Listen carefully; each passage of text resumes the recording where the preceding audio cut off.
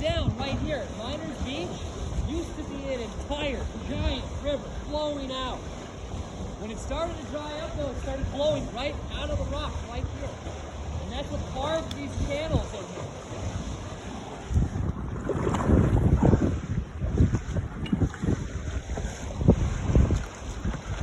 Coming up around the bend here is